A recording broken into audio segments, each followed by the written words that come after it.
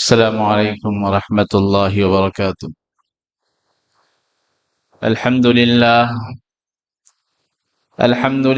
نحمده ونستعینه ونستغفره ونؤمن به ونتوکل علیہ ونعوذ باللہ من شرور انفسنا ومن سیئات اعمالنا من يهده الله فلا مضل له ومن يضلله فلا هادي له ونشهد أن لا إله إلا الله وحده لا شريك له ونشهد أن سيدنا وسندنا وحبيبنا ومولانا محمدا عبده ورسوله أرسله الله بالحق كافة للناس بشيرا ونذيرا وداعيا إلى الله بإذنه وسراجا منيرا أما بعد فقد قال الله تبارك وتعالى في كلامه المجيد والفرقان الحميد أعوذ بالله من الشيطان الرجيم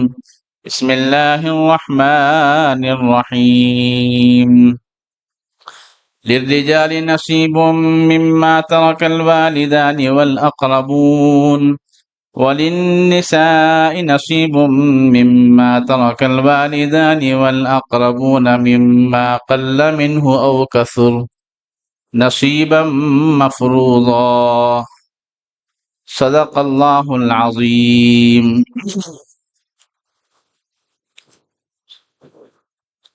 بزرگان محترم، عزیزان ملت اسلامیہ، نوجوان دوستو عزیزوں، میں نے ابھی آپ کے سامنے جو قرآن پاک کی آیت تلاوت کی ہے، اس میں اور اسی طریقے سے تقریباً قرآن پاک کی 8 آیتیں ایسی ہیں جس میں اللہ رب العزت نے وراثت کے احکام کو بیان فرمایا ہے۔ وراثت تو معلوم ہے آپ کو، وراثت کسے کہتے ہیں؟ جب کسی کا انتقال ہو جائے تو اس کا جو مال ہوتا ہے، اس کا جو کچھ ترکہ ہوتا ہے، یا جو کچھ وہ چھوڑ کر جاتا ہے مال میں سے، دولت میں سے، گھر میں سے، تو اس کو اس کی اولاد میں تقسیم کرنا، اسی طریقے سے جو اس کے مستحق ہوتے ہیں ان میں تقسیم کیا جاتا ہے، اس کو وراثت کہتے ہیں۔ بیٹے اگر ہے تو الگ حکم ہے، بیٹیاں اگر ہے تو الگ حکم ہے۔ بیٹے اور بیٹیاں دونوں بھی نہ ہو تو ان کے الگ الگ احکامات ہیں۔ زمانہ جاہلیت کے اندر یہ ہوا کرتا تھا کہ جب کبھی کسی کا انتقال ہو جاتا تو وہاں کے لوگ جو بڑے ہوتے تھے یا جو داداگیری قسم کے کام کرنے والے، غنڈے قسم کے کام کرنے والے، وہ لوگ آتے اور آ کر اس پر قبضہ کر کے چلے جاتے۔ ان میں اولادیں بھی ہوتی، اولاد کو بھی کوئی حصہ نہیں ملتا، جو اولاد بالکل نابالغ ہوتی، چھوٹی ہوتی، یا اسی طریقے سے ان کی بیوی ہوتی، بیوی کو بھی کوئی حصہ نہیں دیا جاتا تھا۔ زمانہ جاہلیت تک ایسا ہی چلا۔ اللہ کے نبی صلی اللہ علیہ وسلم کا دور آیا تو حضور صلی اللہ علیہ وسلم کے دور میں بھی یہی سلسلہ چل رہا تھا۔ ایک واقعہ پیش آیا، حضرت اوس بن ثابت رضی اللہ تعالی عنہ جو صحابی رسول ہے، ان کا انتقال ہوا، اور ان کے پیچھے ان کی بیوی اور اسی طریقے سے ان کے دونوں بچیاں تھیں اور ایک بیٹا تھا، چھوٹے چھوٹے بچے تھے ابھی۔ تو چنانچہ جیسے ہی ان کا انتقال ہوا تو ان کے جو چچیرے بھائی تھے وہ آ گئے اور آ کر سارا مال لے لیا اور کہا کہ اب تو بھائی نہیں رہے، تم لے کر کیا کرو گی؟ اب چنانچہ اس زمانے میں رواج تھا، تو ان کی بیوی نے کہا کہ دیکھو آپ لیتے ہیں مال تو لے لو، مگر یہ میرے پیچھے دونوں بچیاں ہیں، ان بچیوں کا کیا ہوگا؟ ان بچیوں کو ہم کیسے پرورش کریں گے؟ تو چنانچہ ہماری آپ سے گزارش یہ ہے کہ آپ کے بیٹے ہیں، آپ کے بیٹوں کے ساتھ ہماری بیٹیوں کا نکاح کر ڈالو، اور آپ جو مال ہے سب لے کر چلے جاؤ، ہمیں کوئی اعتراض نہیں ہے۔ ان کے بھائیوں نے کہا کہ ایسا نہیں ہو سکتا، ہم آپ کی بیٹیوں سے نکاح بھی نہیں کریں گے ہمارے بچوں کا، اور آپ کا مال بھی نہیں چھوڑیں گے، ہمارے بھائی کا مال ہے۔ چچیرے بھائی تھے، خاص بھائی بھی نہیں، حقیقی بھائی بھی نہیں، چچیرے بھائی تھے۔ تو چنانچہ وہ عورت اللہ کے نبی صلی اللہ علیہ وسلم کے دربار میں حاضر ہوئی اور آ کر عرض کیا ایسا ایسا مسئلہ پیش آیا، اب میں کیا کروں؟ اللہ کے نبی صلی اللہ علیہ وسلم اس موقع پر مسجد فصیح تھی، ایک مسجد تھی، وہاں پر تشریف فرما تھے۔ تو چنانچہ حضور صلی اللہ علیہ وسلم نے فرمایا دیکھو بات دراصل یہ ہے، اب تک وراثت کے بارے میں کوئی احکامات نازل نہیں ہوئے ہیں۔ اگر اللہ کی طرف سے میرے اوپر کوئی احکامات نازل ہوتے ہیں تو میں آپ کے سامنے اس کے بارے میں تفصیلی عرض کروں گا، اور اس کے کیا احکامات ہیں اور اس کے بارے میں کیا کرنا ہے، میں اس کے بارے میں تفصیلی جواب دوں گا۔ انتظار کرتے ہیں۔ چنانچہ انتظار کیا، اللہ کے نبی صلی اللہ علیہ وسلم پر حضرت جبرائیل علیہ السلام وحی لے کر حاضر ہوئے اور آ کر اللہ کے نبی صلی اللہ علیہ وسلم پر قرآن کریم کی آیتیں پڑھ کر سنائی۔ ان میں سے ایک یہ آیت تھی وَلِلرِّجَالِ نَصِیبٌ مِّمَّا تَرَكَ الْوَالِدَانِ وَالْأَقْرَبُونَ، مردوں کے لیے اگر ان میں سے کسی کے والدین یا کوئی قریبی رشتہ دار اس دنیا کو چھوڑ کر جاتے ہیں تو ان کا بھی حصہ مقرر کیا جاتا ہے۔ پھر اسی طریقے سے وَلِلنِّسَاءِ نَصِیبٌ مِّمَّا تَرَكَ الْوَالِدَانِ وَالْأَقْرَبُونَ، عورتوں کے لیے بھی وہی حصہ ہے۔ اگر ان کے رشتہ دار یا ان کے والدین چھوڑ کر اس دنیا سے جاتے ہیں تو ان کے لیے بھی وہی حصہ ہے، عورتوں کے لیے بھی حصہ ہے۔ مما قل منہ او کسر، زیادہ ہو یا کم ہو اس کا حصہ مقرر کر دیا گیا ہے۔ نصیبا مفروضہ، اللہ نے اس آیت کے ذریعے سے، اس ٹکڑے کے ذریعے سے یہ بات بھی بیان فرما دی، ہر ایک کے حصے کو ہم نے فرض کر دیا ہے، متعین کر دیا ہے۔ اس میں کسی قسم کی کوئی رد و بدل نہیں ہو سکتا، کسی قسم کی کوئی تبدیلی نہیں ہو سکتی۔ جو باتیں ہم نے اس کے اندر بیان کر دی ہے وہ ہے۔ تو چنانچہ اس آیت میں تو یہ حکم ہے کہ مردوں کے لیے بھی حصہ ہے اور عورتوں کے لیے بھی حصہ متعین کیا گیا ہے۔ زمانہ جاہلیت کے اندر عورتوں کے لیے کوئی حصہ نہیں ہوا کرتا تھا۔ آج بھی ہمارے اس معاشرے کے اندر جو غیر قوم ہے، جو ہندوانہ رسم ہے، اس کے اندر بھی یہی قصہ ہے کہ وہ لوگ شادی بیاہ کے موقع پر خرچ کر دیتے ہیں اور اس کے بعد جو وراثت کا جب مسئلہ پیش آتا ہے تو لوگ پیچھے ہٹ جاتے ہیں۔ تو چنانچہ ان کے اس زمانے میں بھی ایسا ہی تھا۔ اللہ کے نبی صلی اللہ علیہ وسلم پر جب یہ آیت شریفہ نازل ہوئی تو آپ نے حضرت ابن ثابت رضی اللہ تعالی عنہ کو بلایا، ان کے چچیرے بھائیوں کو بلایا اور بلا کر جو ہے عرض کیا کہ اللہ کا یہ حکم ہے، جو کچھ تم نے مان لیا ہے وہ سارا کا سارا لوٹا دو۔ تو چنانچہ اس زمانے سے سلسلہ چلا۔ پھر اس کے بعد اللہ رب العزت نے اور آیتیں نازل فرمائی جس میں تفصیلی احکام کو نازل فرمایا۔ بیٹا ہے تو کیا ہے، اللہ نے یوصیکم اللہ فی اولادکم للذکر مثل حظ الانثیین کے ذریعے سے یہ بات بتا دی، اگر کسی کا انتقال ہوتا ہے، اس کا بیٹا ہے تو بیٹے کو 2 حصے ملیں گے، اور اگر عورت ہے تو اگر کوئی بچی ہے، لڑکی ہے تو اس کو 1 حصہ ملے گا۔ تفصیلی احکامات اللہ رب العزت نے اس میں بیان فرمائے۔ تو چنانچہ اس زمانے میں یہ حالات ہوتے تھے، اور آج ہمارے اس معاشرے کا ہم جائزہ لیں تو اکثر و بیشتر گھروں کا یہی حال ہے کہ اگر کسی کے باپ کا انتقال ہوتا ہے تو ان میں جو گھر کا جو بڑا ہوتا ہے یا گھر میں جو زیادہ طاقتور ہوتا ہے وہ سارا کا سارا مال ہڑپ کے بیٹھا ہوا ہوتا ہے۔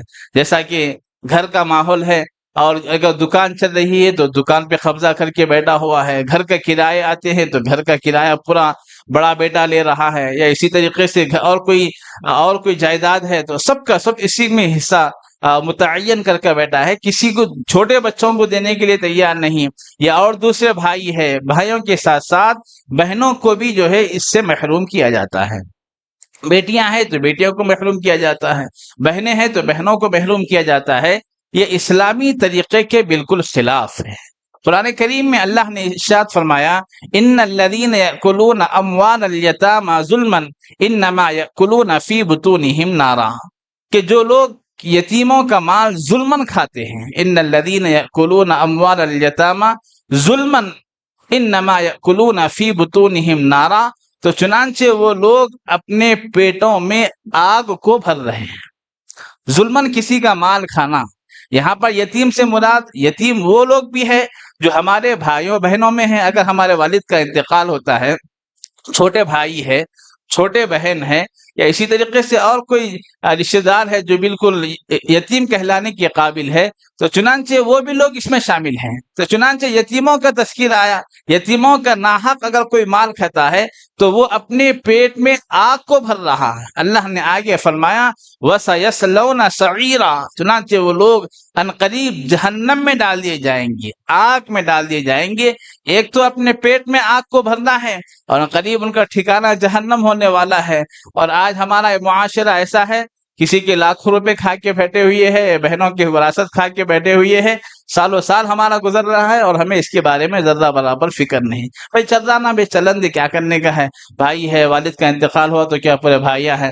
بھائیوں کو اگر لے کر چلیں گے تو بہنیں وراثت سے محروم ہو رہی ہیں۔ اس کا احساس آج کے اس معاشرے کے اندر بالکل کم ہو گیا ہے، بالکل ختم کے برابر ہے۔ دیکھیے، ایک بات میں آپ کے سامنے عرض کروں، اللہ رب العزت نے جو احکامات کسی انسان کے انتقال ہونے کے بعد جو بیان فرمائے ہیں، ان میں 4 احکامات ضروری ہیں۔ کسی کا انتقال ہوتا ہے تو اس کے مال میں سے 4 لوگوں کو حصہ دیا جائے گا، 4 لوگوں کو 4 کام اس کے مال میں سے کیے جائیں گے۔ سب سے پہلا کام کیا ہے؟ سب سے پہلا کام تو یہ ہے کہ جب کسی کا انتقال ہوتا ہے تو اس کے جنازے کے لیے، تجہیز و تکفین کے لیے اسی کے مال میں سے خرچ کیا جائے گا۔ کسی کا انتقال ہوا، انتقال ہوتے ہی جو بھی ہوتا ہے، کفن دفن، قبر کھودنے والوں کو دینا، جو کچھ بھی، اتنا زیادہ بھی نہیں کہ منمانی خرچ کر ڈالیں، اور اتنا کنجوسی بھی نہیں کرنا چاہیے اس سے جو ہے کنجوسی پن سامنے آئے، ایسا بھی نہیں، بالکل جو ہے ایک اچھے انداز سے، ایک متوسط درجے سے خرچہ کریں۔ کس کو کیا دینا ہے تو خبر کھودنے والوں کو ہی دی جائے، یہ اور جو چیزیں ہیں، ایسا نہیں کہ اب انتقال ہو گیا، اب کوئی پوچھنے والا نہیں، دیگے بنا رہے کھلا رہے، اس کو کھلو، کس کو کھلو، کیا ہے مال ہے، ایسا نہیں۔ جو قرآن کریم اور شریعت ہمیں کیا کہتی ہے، ان سب چیزوں کو سامنے رکھتے ہوئے کرنا چاہیے۔ پہلا کام یہ ہے کہ اس کے تجہیز و تکفین کا انتظام کیا جائے، اور دوسرا کام یہ ہے اگر اس سے قرضہ اگر کوئی لیا ہے، اگر کسی کا قرضہ اگر میت کے اوپر ہے تو قرضہ ادا کرنے کی کوشش کی جائے۔ کوئی آ کر کہتا ہے بھئی آپ کے والد کا انتقال ہوا اور آپ کے والد اتنے وراثت چھوڑ کر گئے، اتنا قرضہ ہمارے اوپر ہے، تو آپ کی ذمہ داری یہ ہے کہ پہلے قرضہ ادا کیا جائے۔ قرضے کے بارے میں معلوم ہے، کیونکہ بعض جگہ ایسا ہوتا ہے، قرضہ تو ہر جگہ عموماً اکثر جو لوگ کاروبار کرتے ہیں یا کاروبار نہیں بھی کرتے، بہت سارے لوگ قرض لے کر رکھتے ہیں، کاروبار کے لحاظ سے یا اسی طریقے سے دوسرے کاموں کے لحاظ سے قرض لے کر رکھتے ہیں۔ تو قرضے کا جب مسئلہ آیا تو سب سے پہلے قرض ادا کرے۔ تجہیز و تکفین کے فوری بعد جو حکم دیا گیا ہے وہ قرضے کا حکم دیا گیا ہے۔ اب یہ نہیں کہہ سکتے بھئی ہمارے والد لیے تھے، ہمارے باپ لیے تھے، اب ان لوگ قبر میں سولے، جا کے ان سے پوچھو، ایسا نہیں کہہ سکتے۔ ہوتا عموماً ایک صاحب کا انتقال ہوا، انتقال ہونے کے بعد جو ہے ان کے گھر والے کے پاس، ان کے بچوں کے پاس جا کر کہا گیا بھی آپ کے والد اچانک انتقال ہوا ہارٹ اٹیک سے، اتنا قرضہ ہمارے اوپر ہے۔ بیٹے کہنے لگے بھئی ہمارے کو نہیں معلوم، وہ والد صاحب تھے، والد صاحب کو جا کے پوچھ لو، یا انہوں جانے تم جانے۔ ایسا نہیں کہہ سکتے۔ اگر آپ کو معلوم ہے یا کوئی گواہ پیش کر رہے ہیں یا کوئی لکھائی پڑھائی ہے تو اتنا اگر ہے تو آپ کی ذمہ داری ہے بعد میں وراثت تقسیم کی جائے، پہلے قرض ادا کیا جائے۔ قرض کے بارے میں بڑی سخت ترین وعید احادیث کے اندر آئی ہے، شہید کے سارے گناہ معاف ہو سکتے ہیں مگر کوئی آدمی قرض لے کر جاتا ہے تو اس کے قرضہ معاف نہیں ہو سکتا۔ قرضے کے احکامات جو بیان کیے جاتے ہیں تو اس کو پہلے کرنا چاہیے۔ اور قرضے میں یہ بات بھی آتی ہے کہ جو لوگ اپنی بیویوں کا مہر نہیں دیتے اور مہر دیے بغیر اس دنیا سے چلے جاتے ہیں تو کل قیامت کے دن اس کے بارے میں پوچھ ہوگی۔ ایسا نہیں کہ بھائی مہر دے دیے ہو گیا، کیا کرنا ہے، اب انتقال ہوا، لا کے میت کے سامنے بیوی کو کھڑا کر دیے، اب ان کا قرضہ معاف کرو، قرضہ معاف کرو۔ اب بیچاری کیا کرتی، روتی مرتی، اب آخر میں یہ تو کہی کہ بھائی اب تو میرے شوہر قبرستان کو جا رہے ہیں، اب میں اگر قرضہ ان کا مہر معاف نہیں کروں گی تو کیا ہوگا۔ تو میرے عزیز دوستو، اس طریقے سے اگر کوئی قرضہ معاف کرا دے ہے تو اس طریقے سے اگر اس کا مہر معاف کرا دے تو مہر معاف نہیں ہوگا۔ یہ اچھی طریقے سے ذہن میں رکھ لیجیے۔ اور شریعت کا جو حکم ہے مہر کا، وہ اتنا ہی ہے کہ آپ کے پاس جتنی طاقت ہے اتنا مہر لکھا جائے۔ بعض لوگ جو ہے جوش میں آ کر اور اپنے آپ کو بڑا ظاہر کرنے کے واسطے پہلے زمانے میں تو، اب تو خیر ایک رقم متعین ہو گئی، پہلے 2 دینار سرخ یا 2 دینار شرعی، اس میں 2-3 تولے سونا ہوتا تھا، پھر اسی طریقے سے چاندی ہوتی، پھر 11,000، کوئی 51,000۔ اللہ نے آپ کو دیا ہے تو دیجیے، 51,000 دیجئے، 1,00,000 دیجئے، مگر اپنی اوقات سے بڑھ کر، اپنی طاقت سے بڑھ کر مہر مت دکھائیے۔ بہتر طریقہ تو یہی ہے کہ مہر معجل دیا جائے، جیسے ہی نکاح ہو آپ اس کے ہاتھ میں رکھ دیا جائے کہ بھئی یہ مہر معجل ہے، آپ لیجئے۔ اگر نہیں دے سکتے اس موقع پر، آپ کے پاس گنجائش نہیں ہے، طاقت نہیں ہے، معاشرہ تو بالکل خراب ہوتے جا رہا ہے۔ اور ہمارے اس معاشرے میں ہم جی رہے ہیں، بیان باجا لگا کر ہم ہزاروں روپے ویسٹ کریں گے، اور بیکار کے فضول کے گانے لگا کر اس کے پیچھے ہزاروں روپے ویسٹ کریں گے، 10,000 11,000 20,000 روپے ہم مہر دینے کے لیے تیار نہیں، بس دے دیا۔ تو یاد رکھیے، اگر مہر دیے بغیر آپ اس دنیا سے چلے گئے تو جب تک مہر کی ادائیگی نہیں ہوگی اس وقت تک معافی نہیں ہے۔ ہاں، اگر کوئی مہر دیے بغیر اس دنیا سے چلا جائے اور اس کے پاس مال تھا، دولت تھی، جو کچھ بھی تھا، تو پہلی شرط یہ، دوسری شرط جو بیان کی گئی ہے قرضے کے متعلق، وہ مہر بھی ادا کرے، اور جتنی طاقت، جتنی اللہ نے دیا ہے اتنا ہی مہر دینے کی کوشش کرے۔ اپنی آپ کو ظاہر کرنے کے لیے اس طریقے کا بڑا مہر رکھنا ضروری نہیں۔ یہ دوسرا حکم ہے۔ اور تیسرا حکم یہ ہے کہ اگر میت نے وصیت کی ہے کہ میرے انتقال کے بعد اتنے ہزار روپے کسی مسجد میں دے دی جائے، اتنے ہزار روپے اتنے مدرسے میں دے دیے جائے، یا کسی کی شادی کرا دی جائے، کچھ کرا دیا جائے، یہ حکم اگر میت وصیت کر کے جاتی ہے تو اس میں بھی یہ دیکھا جائے گا کہ کتنا مال ہے۔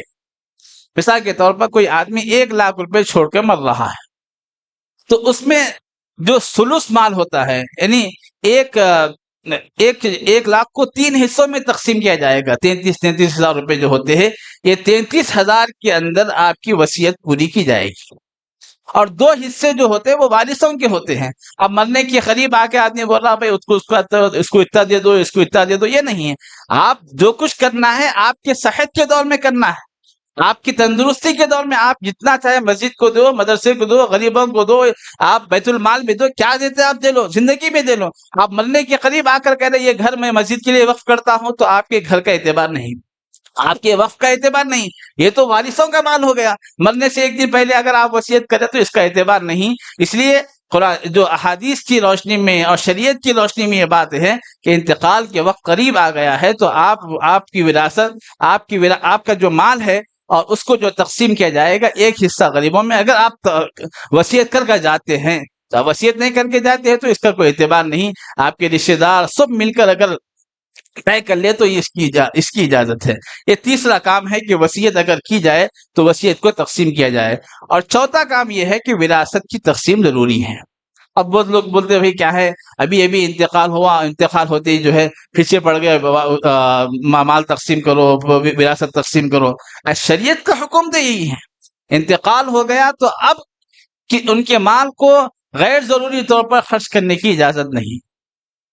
شریعت کا حکم یہی ہے۔ اب بعض لوگ بولتے ہیں بھائی جو ہے برسی ہو جانے دو، یا چہلم ہو جانے دو، فلاں فلاں ہو جانے دو، یہ اور بات ہے، یہ اسلامی طریقے کے خلاف ہے۔ آپ اتنا لمبا وقت لے رہے ہیں، انتقال ہوتے ہی یہ طے کر لیا جائے کہ یہ بہنیں ہیں تو بہنوں کو یہ حصہ، والدہ اگر ہے تو والدہ کو یہ حصہ، پھر اسی طریقے سے بیٹا ہے تو بیٹا یہ حصہ، سب کو مال تقسیم کر دیا جائے۔ پھر اس کے بعد جو بچتا ہے یا جس کے جو حصے میں آتا ہے، اب اس کے حساب سے ان کی مرضی ہے، وہ اگر بڑے بھائی کو کہہ رہا میں ابھی چھوٹا ہوں، آپ اس کو لیجیے، ایک کاروبار میں لگائیے، آپ جو کرنا چاہے کرو، اس کے بعد جو کچھ بھی میرے کو اگر منافع ملتا ہے تو اگر دینا چاہے تو دے سکتے، مگر جب تک آپ وراثت تقسیم نہیں کریں گے اس وقت تک میت کو سکون نہیں ملے گا۔ یہ بات اچھی طریقے سے ذہن میں رکھ لیجئے۔ اگر آپ وراثت تقسیم کیے بغیر، قرضہ کسی کا تھا، قرضہ دیے بغیر صرف مال کو اٹھا کر رکھ رہے ہیں، تو اس وقت تک میت کو سکون ملنے والا نہیں ہے۔ اور قرضے کے بارے میں یہ بات ذہن میں رکھیے کہ واقعہ لکھا ہوا کتابوں کے اندر کہ ایک شخص کا انتقال ہوا، بڑے اللہ والے تھے، انتقال ہوا تو دیکھا کہ ایک مرید نے ان کو خواب میں دیکھا کہ وہ ایک بڑے میدان کے اندر بالکل ننگے ہیں اور پریشان ہے، ادھر سے ادھر بھاگ رہے، ادھر سے ادھر بھاگ رہے ہیں، کبھی ادھر جا رہے ہیں، کبھی ادھر جا رہے ہیں۔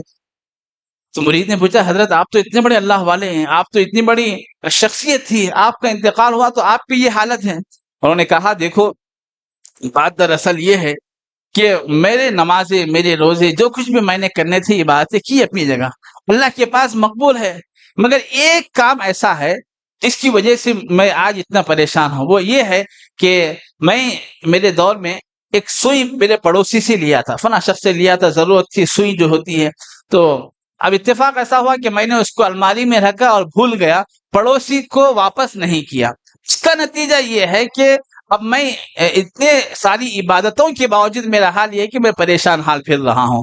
اور جو مرید تھے جو وہ بھی اللہ والے تھے، انہوں پریشان ہو گئے، کیا کرنا چاہیے؟ انہوں نے نصیحت کی خواب میں ہی آ کر. بعض اللہ والوں کا جو خواب ہوتا ہے وہ کشف کا ذریعہ بھی ہوتا ہے، تو چنانچہ خواب میں ہی انہوں نے نصیحت کی، ایک کام یہ کرو کہ میرے گھر کو جاؤ اور میری الماری کے اندر فلاں جگہ پر سوئی رکھی ہوئی ہے، لے جا کر میرے پڑوسی کو واپس کر دو. تو چنانچہ وہ گئے اور جا کر واپس کیے، تو اس کے بعد ان کی مغفرت کا ذریعہ بنا، وہ ان کی گناہوں کی معافی کا ذریعہ بنا. ایک معمولی سوئی، اس کی کوئی حیثیت نہیں ہوتی، مگر جب پکڑ آتی ہے تو چھوٹی چیز بڑی پکڑ آ سکتی ہے. اس لیے میرے عزیز دوستو، قرضے کا معاملہ یہی ہے. جب کسی کا انتقال ہوتا ہے، اگر کوئی آ کر مطالبہ کرتا ہے کہ فلاں نے میرے جو ہے وراثت، آپ کے والد ہے یا آپ کے جو بھی رشتہ دار نے میرا قرضہ لیا تھا، تو سب سے پہلے اس کے مال میں سے قرضہ ادا کیا جائے. پھر اس کے بعد جو وصیت کی جاتی ہے وہ وصیت کو تقسیم کیا جائے. پھر اس کے بعد جو وراثت ہوتی ہے وہ وراثت میں برابر حصہ تقسیم کیا جائے. ایسا نہیں کہ بھئی بعض لوگ یہ کہتے ہیں بھئی ہم تو شادی میں دے دیے.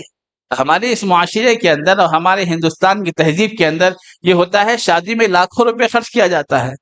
جب وراثت کی تقسیم کا معاملہ آتا ہے تو کہتے ہیں بھئی وراثت کا جبیش کر دیے شادی میں تقسیم. بھئی شادی میں تقسیم کرنے، اب شادی میں خرچ کرنے کا حکم نہیں دیا گیا اسلام کے اندر. شادی میں اگر آپ خرچ کر رہے تو یہ تو ہدیہ ہو گیا. اگر کوئی باپ اپنی بیٹی کو اتنے تولے سونے کا ہار دیتا ہے تو یہ تو ہدیہ دیا. یا شوہر یا ان کے سسرے اگر اپنی بہو کو کوئی چیز ڈالتے ہیں سونے میں چاندی میں، یہ ہدیہ ہو گیا. اب اس کے لیے آپ واپسی کا مطالبہ نہیں کر سکتے. آپ یہ کہہ رہے بھائی میں تو اتنے تولے سونے ڈال دیا، اتنا تولے چاندی ڈال دیا، وہ لگا دیا، یہ لگا دیا، آپ کی وراثت. ایسا نہیں کہہ سکتے.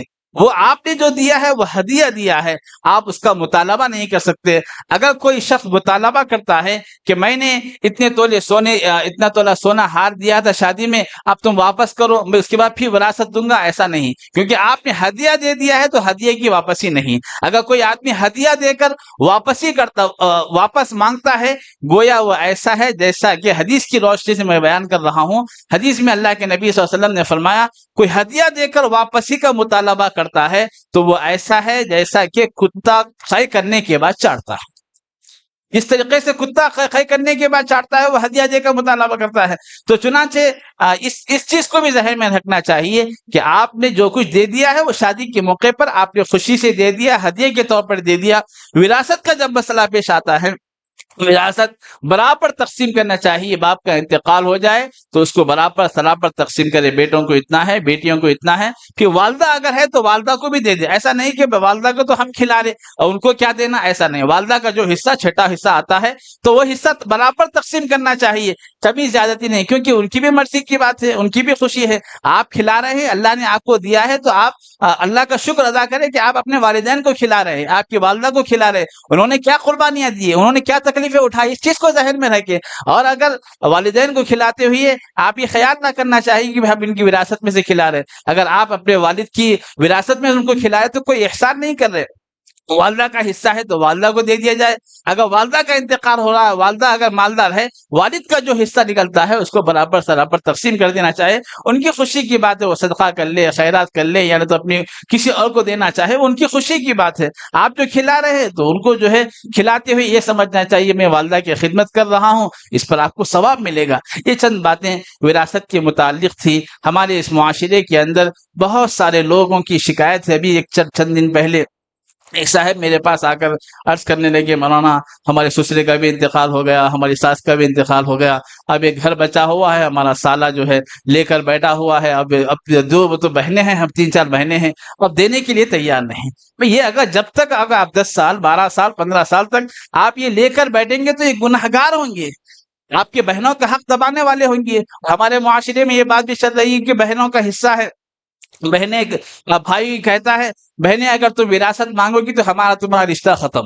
یہ بھی چل رہا ہے. تو بھائی آپ کو بھائی ہونا چاہیے یا آپ کو مال ہونا چاہیے؟ اب بہن کیا کہے گی بیچارے، واللہ ایک عجیب رشتہ ہے بھائی اور بہنوں کا. اگر کوئی ہوتا تو یہ کہتا ہے کہ بھائی بھائی بھی چاہیے، وراثت کا جو حصہ ہے اس کو بھی چاہیے. یہ سب چیزیں ہیں. تو چنانچہ جب وراثت کے مسائل آتے ہیں، وراثت کے احکامات تو میں نے آپ کے سامنے بیان کیے.